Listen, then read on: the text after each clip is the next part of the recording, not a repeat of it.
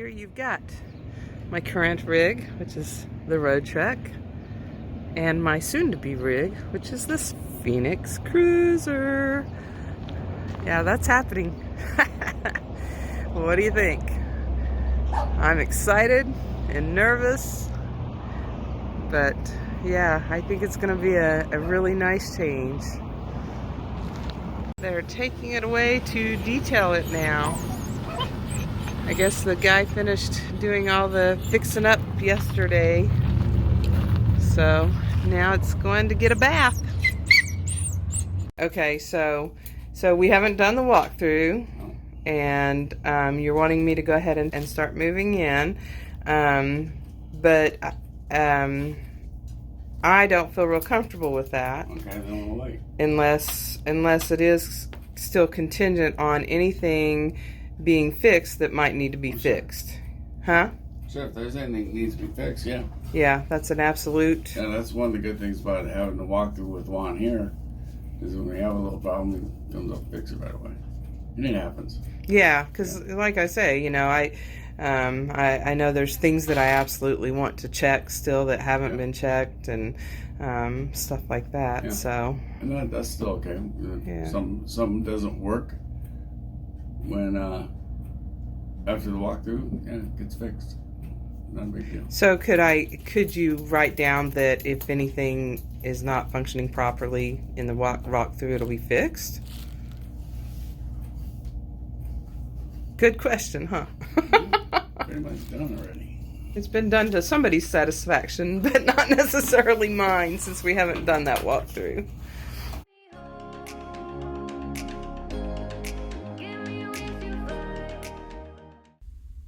Shalom, y'all. So here I am now sitting in my rig a couple months later. But what I wanted to do is, before we go on the walkthrough tour with the RV tech, he's going to kind of go through the different components and stuff. First of all, I'm going to say I am so sorry for the mess. Basically, I had to move in, like throw my stuff in from my van, and the tour was done, or the walkthrough was done at that point. I had not really had a chance to put anything away, find where things were going to go, do any organizing, anything like that. So please pardon the mess. Also, at one point, you'll hear it's going to be very noisy while we're on the inside because the air conditioner was running. We had to run it because, one, it was like 105 plus degrees temperature there. Also, it had to be cool enough on the inside to where we could run the heater to make sure that it worked. So there was that. And so yeah, that's a little noisy, but I think it is bearable. And also, if you have not already, please do subscribe, hit the like button, leave your comments. All that stuff helps me out. Also, running it through to the end, that helps me out as well. So I hope you enjoy the tour. I know that for me, I'll be going back and looking at things if I need to hear explanations or what have you. And I know anybody with new to them Phoenix Cruiser, or anyone that RVing is new to you, this will also be helpful to kind of help you figure out components of RVs and such as that. So enjoy the walkthrough. Here we go. Okay, we're on the this is the freshwater drink. This is the freshwater tank. Okay? So this is right here. It says right here water tank. So this is your freshwater drink. If you don't want fresh water in it, pull it. There it goes. Okay. Water, and you do all three of them. This is hot and cold. Okay. So these are just your low point drains in the RV. So this is the water tank and your hot and cold right here. Okay, so that's what you do if you're wanting to winterize. And so is there anything else that you do for winterizing? Well, bypassing the water Okay, heater, and you'll show me how to do that. And then adding antifreeze if you're going to put antifreeze inside the RV. Okay, and you'll show me how to bypass the water heater. Okay. Okay, you get up here and you look at all your seals. Just looking for any kind of cracking that can develop. Probably the most common thing that's going to crack will be the cylinder around the skylight. Okay. You know, you're just watching areas like this. See how you're starting to see the seam? Those are potential water leaks. rest of it looks pretty good. You know what I mean? No gapping. And that's all you're looking for. Would that be something that they should reseal now before I leave? You should probably tell them, hey, spot seal my skylight. Just tell them you've seen some voids and gaps in the skylight. Okay. Other than that, the rest of it looks pretty good.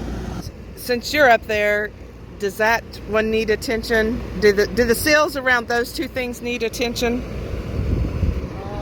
It's pretty solid. I don't see any gapping.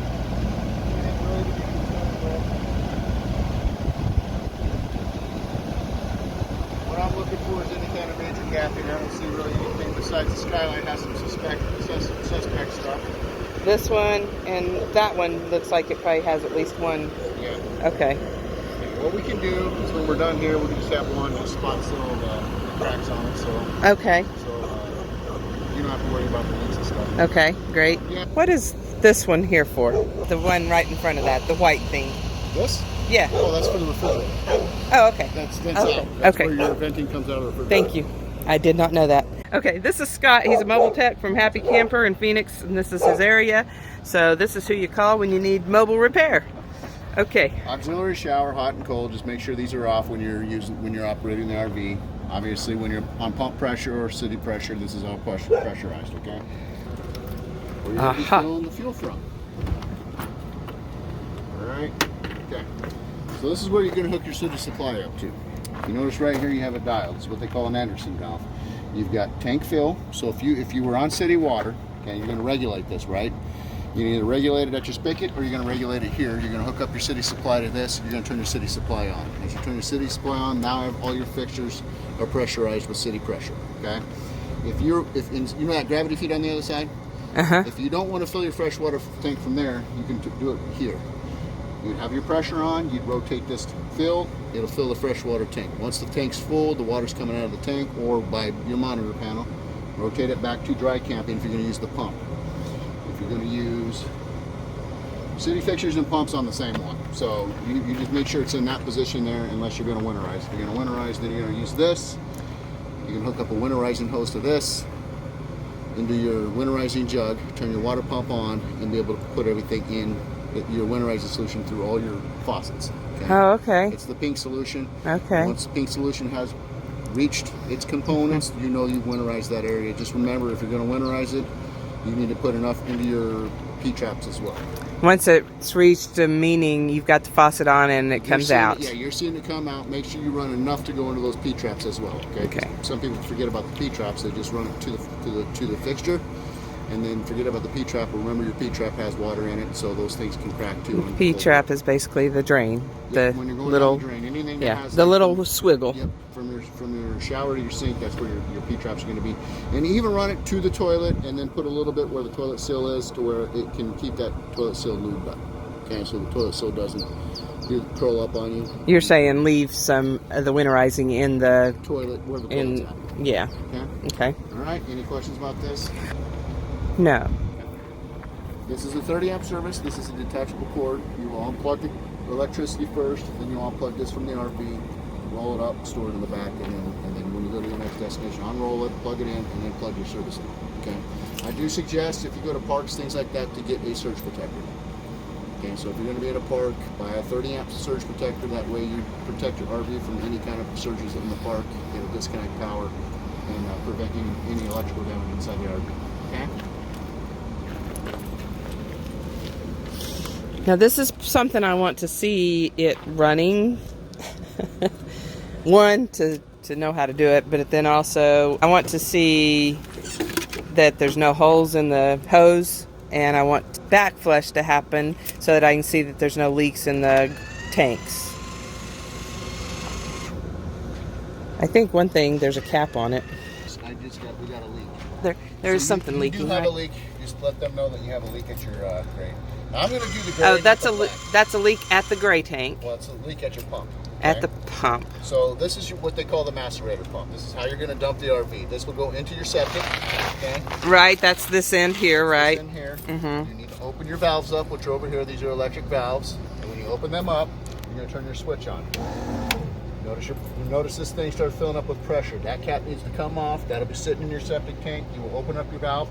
I would always do the black first versus right. the gray, right?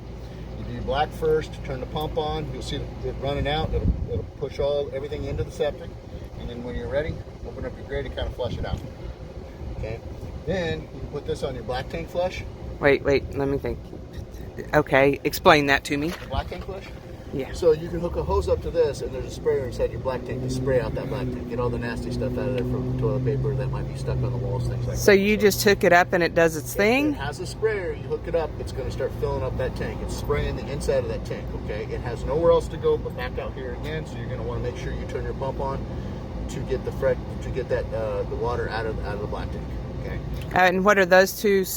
Those, yeah. So that's where you do it to pump it out. But then the black tank flush and the gray tank flush. It's only a black tank flush.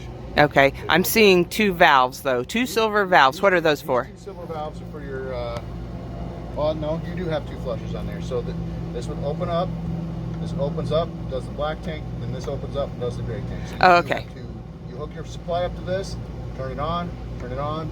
It'll flush out the tanks. You'll close them back, open your valves, flush all the water out. And I really would like if we could do that with me seeing it, so that Well, here's the water. Yeah, I know that there shouldn't be any problems with the hose, because and any water that's in there should be. I know he ran it the other day. I don't know if we have anything in our tank. I haven't put anything in the black tank. Yeah, there might not be. There should be some in the gray tank. There it goes. So that's what it's going to look like. That's for the black and the gray. Okay. And the hose does appear to be okay. Yes, your hose is good. You just have a slight leak where the macerator pumps at the tank. Okay. And where'd the cap go for that? I put it right there. Okay. Okay. So you understand how that works. Valves open and close. It's labeled right on the front. Obviously, one down there says gray. That's your gray tank. The one above it's your black tank. Okay. And it chops everything up and it pushes it out back into the hose. Okay. Okay. Thank you. Do you mind if you end up on a YouTube video? Okay. Thank you. All right. So may or may not happen. Back of the refrigerator. Nothing really to do back here besides just a general maintenance, checking your burner, checking to make sure nothing got in here, made any nests or anything like that. It's for ventilation. So you got your access to your controls, your burner assemblies right there.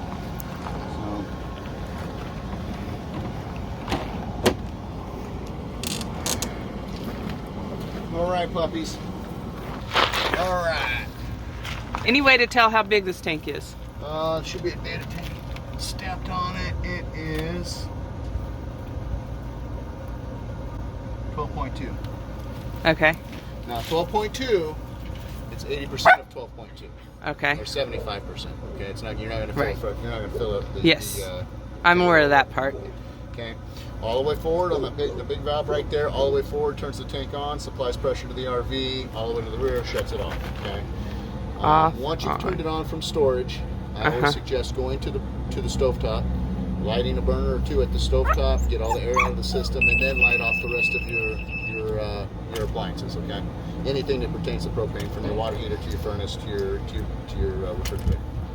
Okay. So right is off. Right is off. All the way forward to the front of the RV is on. So at this point in time, we're on. Move. We've supplied everything with propane pressure. Okay. We're going to go light the stovetop first, make sure everything's good, and then we'll light off all the rest of your appliances, make sure everything lights off. The yellow cap is where the tank gets filled from. The little valve right there is the 80% valve, and then right down here is your gauge, which is at a half a tank right now. And remember, propane only goes three quarters full. Yes, that part's I'm all aware of. Okay. So I'm pretty good on that part. All right. Ready to go with the generator? Yeah. You have a generator in the other one, don't you? I do, yes.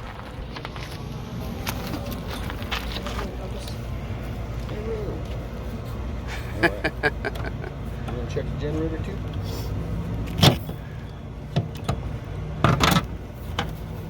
All right. Sorry. So, as you can see, this is an Onan 4000. Yep. You have an air filter located right here. Right here's your carburetor. Right down here is your dipstick. We're going to check the oil real quick. Jazzy, get away.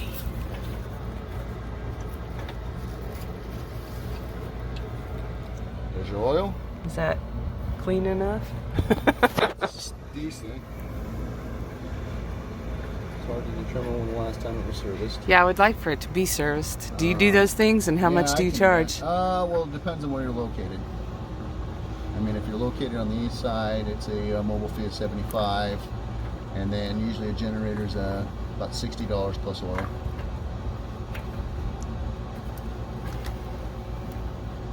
Okay. All right, so you do have a switch here. You do have a switch on the inside. So there's a little breaker next to your switch over here. That breaker is the power supply from the generator to the inside of the RV. If you feel that breaker, the breaker needs to be pulled towards you. That's the on position. If the breaker's in the back position, the breaker is tripped. If it's towards you, If this little thing right here is toward me, it's on, which means what? You're supplying power from the generator to the inside of the RV. Okay.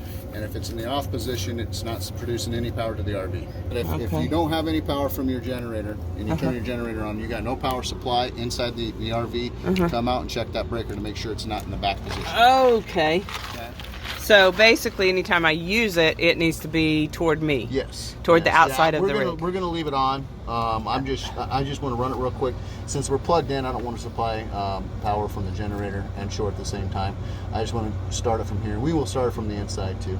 But when you rotate on the generator, when you rotate the switch to the back position, it's the prime button. So what we're doing is we're priming the fuel to the carburetor. Run it for about 5 seconds. Wait, where's this? Right here. Oh, okay. So that little button that has a light that turns on. Yep. Now I'm going to start it. I'm going to push it towards the river to start it.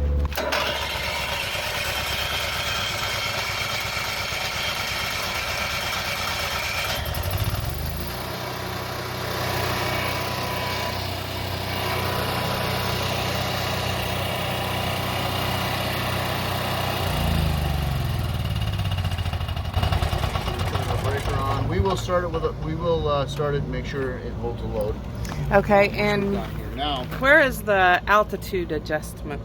On the carburetor, right here. Wait. Look right here. Okay, There's the your little altitude. blue button.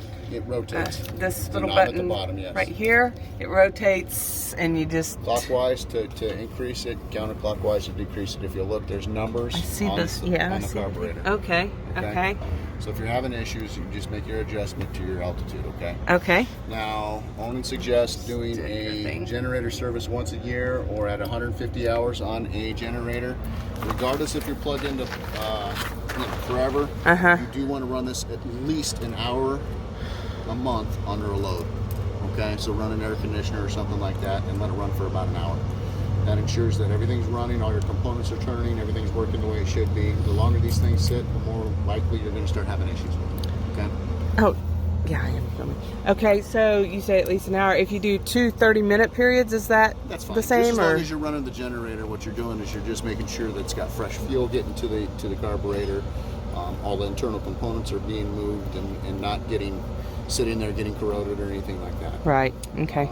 If you let them sit for long periods of time, the carburetors tend to get gummed up, and then it becomes a problem getting them started. Routine maintenance, like I said, it's 150 hours, or at least once a year. You want to do a generator service to it, make sure everything's working good. Check your filter. And that's pretty much it. So. You say check your filter. Are there spark plugs or anything like that there is to spark do? plugs. You do have a spark plug on this particular one. I would do that at least every 2 years. Okay. Do a spark plug, a fuel filter. Other than that, once a year at least do an oil change. So every other year you do your fuel filter and check your air filter, because you might, depending on what area you're in, how dirty those things get, you don't want a clogged up air filter. You spin that off. There's another wing nut inside there. You spin that off, and then you'll be able to inspect your air filter, make sure it's not clogged up with anything. Okay. Dirt, debris, things like that. Okay. And then when you run it, always run it with the cover on, never run it with the cover off. Okay. Okay, so this is the expansion tank for the radiator. This is your power steering right here. Okay. That's where you fill it from. Okay. And it's translucent tank, so you'll be able to check your levels from the sides. Okay. Same thing with the power master brake cylinder. Okay. Engine oil dipstick is right there. That's where you check your oil at. Air filter. Transmission dipstick and fill. Engine oil fill. Chassis battery. And windshield wiper reservoir. Okay. Okay. Don't think I've got any questions there. Hopefully. All right. Any questions about the outside? I think we've covered everything that I can think of. All right. Real quick. To your left over here. We can turn lights on or whatever. Okay. So this is your battery disconnect right here. You notice it has a switch that says use, it's stored. Yes. When you're using it, that red light will be on. Okay. When you're storing it, you're not going to be using it anymore. Click the switch down, that red light will go off. And pretty much that just needs to be on full time as long as I'm in it using it. Yeah. And when you're not using it, then you click the button down to the down position, and it keeps your batteries from being drained in storage. Okay. The rest of these are just light switches. Okay. That all I can do on the solar thing is that's just an indicator. That's just got the switch, and other than that, I can just kind of troubleshoot. Yeah. All based you're on all doing the is lights. looking right here. All you're doing is making sure it's charging. Is all you're doing. Sorry for the mess. No problem. I don't like having to film this with all the mess, but I just wanted to see those cables that are coming off the top. yeah, there's a So bunch. this would be your dish. That cable that goes off the top is this cable right here. Okay. And this is going to be for cable. All right. Spare part. Spare part for something up front. You must be a what is it guy. Trying to figure it out, yes. I'm that way too. All right, and then all this is just a selector switch, selector box if you wanted to have different components hooked up to like your TVs, things like that. So you have an input and an output, and all you're going to do is hook up different components to that. So it just looks like to me we only have one input and one output. Okay, which is basically the TV and this DVD player thing. Let's check the TV. Yes, let's do. I've been trying to turn it on and it won't turn on, and then even the couple of times that I did get it to turn on, it turned off after about 20 minutes or something. I don't remember how long, but it did it twice on me. And like I said, and then I couldn't get it to turn on anymore. All right, any questions about any of this stuff here? Okay, so the TV doesn't work. Take a look at it because we've got a flashing light. With a flashing light, there's an issue. You want me to close this door so it'll continue getting cooler? Yeah, we're going to try that furnace out.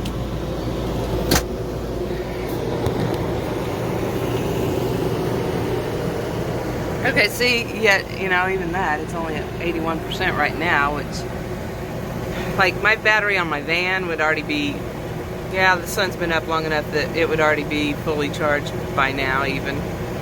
Yeah, I don't know how accurate this is. So this is telling me 12.8. If I put my meter on there, it might be a completely different, Okay. a different number. So The inverter, if you turn it on, it ends up reading close to the same. So normally inside this box there's a converter breaker. And that converter down below where you see that little fan, that's what charges your batteries when they're plugged in. Okay. So I'm assuming at some point in time maybe he might be trying to use that to charge your batteries up there versus this. Because I don't see it labeled. He relabeled it, the previous person relabeled it inverter.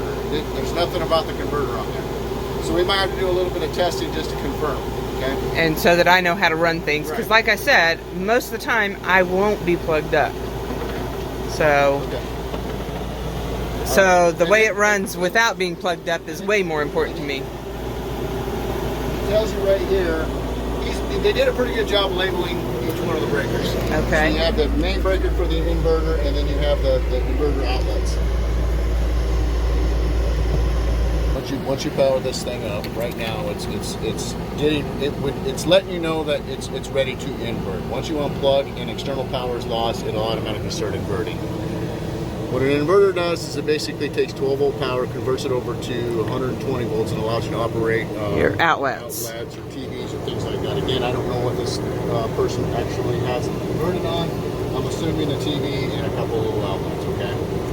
But that does consume energy, so it will draw your battery bank down quicker. Right, and so like I turned it off at night to see what the batteries were doing, so that it, you know, to make sure that wasn't doing any draw. So I did know that much. And then what were you getting here? Huh? What were you getting here? It got down to like 70%, and that was after running the one fan for about an hour. When did the batteries actually get down below 50%? Down below what? 50%.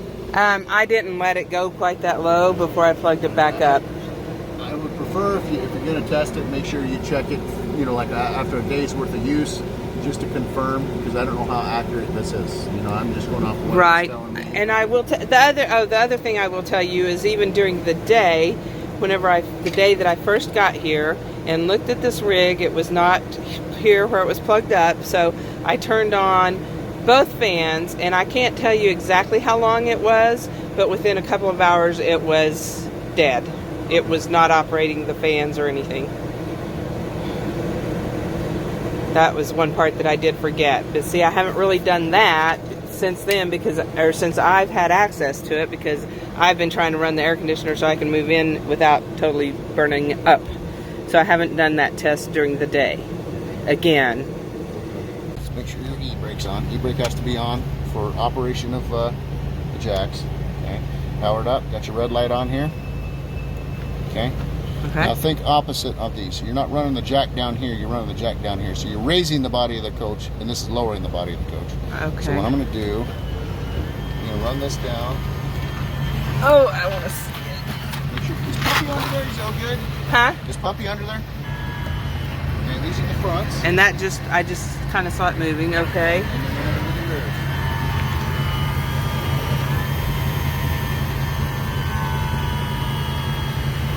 Okay, I see it moving. Now you got driver's side and passenger side. Okay. Which, by the way, before we finish up, can you go ahead and level this out?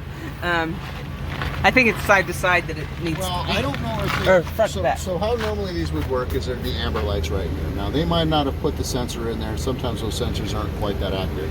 Well, so there's when I tell most people there's levels in here somewhere. Yeah, and this is what I'm wanting to get levels front to back. Because I do know that for the refrigerator's sake, it's better to be level. Oh, gosh. Oh, wow, okay. Okay, so that's level. Wow, that took quite a bit. Yep, front to rear or side to side, I don't know. That's front to rear. So you're right now you're level front to rear. Okay. And then side to side, you just have to take another level, put it on the floor, and then go from there. You know, level it out that way from right to left. Okay, so remember though, it's raising the body and lowering the body. Okay. Okay. And this light is just an indicator for the jacks are down, so you don't drive off with your jacks down. perfect. Okay. Okay. These are your dimmer switch for your lights right up. Oh, okay. Headlights. You can actually probably watch that go down. See how it's going down. Oh, yeah. Okay. Yeah, leave it bright. Headlights, and then your regular RPMs, miles per hour. I think everything else I probably well, I didn't operate all of it, but yeah. So that's what he did. Let's see if we can. I don't know if we can do it. We'll try it. Okay, that's it. Okay. So you're level here and you're level there. Perfect. And I'm gonna let you put them back up. Now to put them back up, you turn your ignition on, hit the store button. Once you hit the store button, the jacks will come back up. All you're waiting for is all the red lights to go out over here. It will say travel mode. It'll be ready to go. Oh, okay. So I don't really have to punch the. No, you just hit the store button. Okay, you'll see cool. this flashing. You'll see all the red lights go out. Once the red lights are out, you're good to go. Okay, cool. Okay. Thank you. Let's go back inside and see how level that feels. Yeah, I probably ought to use my leveler and make sure it's level around the refrigerator. But I think for the slide, it's important too on these, right? To have a level when operating? Yeah, when you're having the slide out, it's supposed to be pretty level, I think. No, what you don't want to make, you don't want to put a lot of tweak on on the body when you're operating sideways. When you're operating what? Slider. Oh, okay. So, if you want to recirculate the air off the furnace, but have the fan runner on the AC, you need to put your thermostat in fan high or fan low. If you don't want the AC to run at the same time, which was just the fan only, it's not the AC running, you would leave it in auto mode. Make sense? I'm trying to digest that. Okay. So you're selected it. The first thing you're going to do is when you turn your thermostat on, you have your first mode is fan mode. Right. Okay. You're going to see an AU for auto, or you can select it to fan high or fan low. Okay. Now on fan high or fan low, the fan kicks on the AC and it'll just keep running. Okay. Even if you turn the air conditioner on, that fan will keep running. So most people will keep it in auto mode. Okay, so they'll do that to run it more through the rig. Well, if you turn it to furnace mode and you leave it in fan high or fan low, when that furnace kicks on, so does the fan on this. So what that does is it's just circulating the hot air. Now a lot of people don't like to listen to this thing run, so most people will leave it in auto mode, which would be AU. So when you go through your modes, you've got fan mode, which is AU, high and low. Then you got cool mode where you can set your temperatures, and then you got furnace mode where you can set your temperatures, then the off mode, okay? Okay. Well, and what's the heat pump? Oh, you have a heat pump on this It one? says heat pump. Okay, heat pump is this right here. So this is the electric heat. So if you're plugged into electricity, remember anything at 40 degrees and below, they don't really work that well, so you're probably still working with your furnace. But say it's a nice 55 degrees out, turn your heat pump on, set your temperature. This will then produce heat for you. Okay. Okay, cool. Okay, I think I got that, and I can go back and review it if I don't. Thank you. I'm reading about the slide, and it says if I'm in a location for more than a week, then I need to put the slide into the box for a short period of time. Now the TV is being replaced. The guy just started to come in and he went back out. TV is being installed as we speak. Well, this TV does indeed turn on. Now we'll have to see if I'll know how to use it. I haven't used one in over 4 years. So it's night now, as you can see. My van is mostly empty, except for the things that has no place in my new vehicle. I've left a few things for the next owner. Jazzy keeps coming in here. Every time I come in here, she comes in here and just sits. She's like, oh, I miss my old home. And she's so cute. She's a little confused. Okay, so some of the things that I've left. I left this drawer system there. It's a nice big drawer system. I wish I had room for it in my new rig, but I don't. I used to use this basically for my office stuff. It's a 3-drawer thing. Again, no place for it in my new rig. This also, no place for it in my new rig. And it fits in here so nicely. So I decided the next owner would probably appreciate having those things. And then these little things that I bought from IKEA, I just love them. But I used them all along this railing. And again, no place for it in the new rig. So I'm just going to leave it for the next person. There might be some other things, but anyway, sorry for the darkness. I am cooking in here to leave the heat in here instead of in my new rig. Well, I have moved out of my road trek van, and it is sold to the dealer that I bought my new RV from. So yeah, this thing used to be packed to the gills. There was stuff all in here, all on the other side, stuff in all of these, which were placed along here. I had these drawers full, which I think that probably created the biggest problem for finding space for stuff that was in those. This tote was full. I had my clothes here. I had this drawer floor full, this cabinet full. There's the fridge. So this is the toilet and shower area. As you see, it does have a shower curtain that goes along a rod. I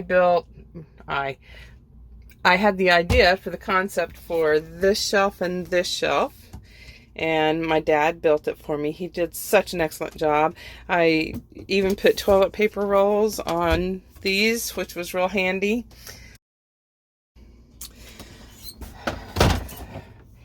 And these doors fold out to make a little shower and bathroom compartment. Same for the other side. I had put an extension on my shower hose so it could reach further, so it had more uses. But I took that with me. And there's my lovely bed. It also makes into a dinette. Air conditioner that I just put in last year. Nice long cabinet, both sides. I'm also partially checking to make sure I've got everything out of here, so. Here's a nice long storage cabinet that held a bunch of stuff. Here's another cabinet.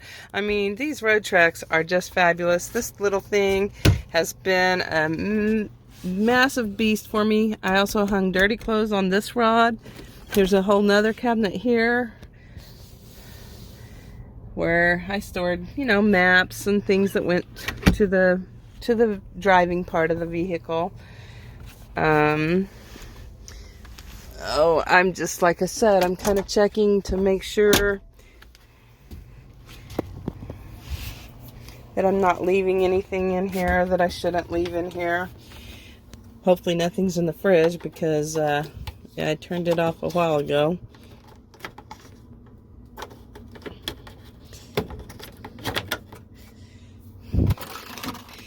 It needs to be dried out, but I'll let somebody else worry about that. And I did kind of leave it open. Just broke a nail. I'm going to miss this beast. I really, really loved it.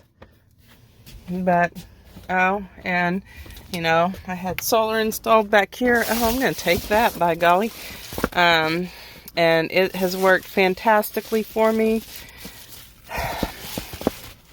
My batteries were starting to be aged, but they still do work just fine. You just can't do quite as much at night. Piece of trash.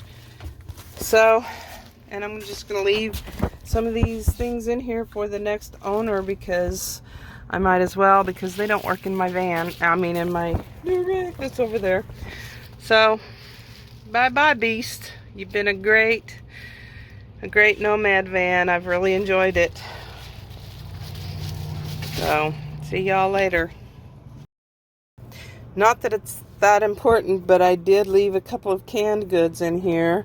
What is important is that's why I'm doing this double check. They were in this storage compartment that's under this seat, and I had not pulled the seat out. I had just opened the door, which is down here. And yeah, I missed something, so. Anywhoozle. Let me take you for a ride, dancing with the lights, our hearts beating like a drum. So this is some of my early views in driving my new home on wheels.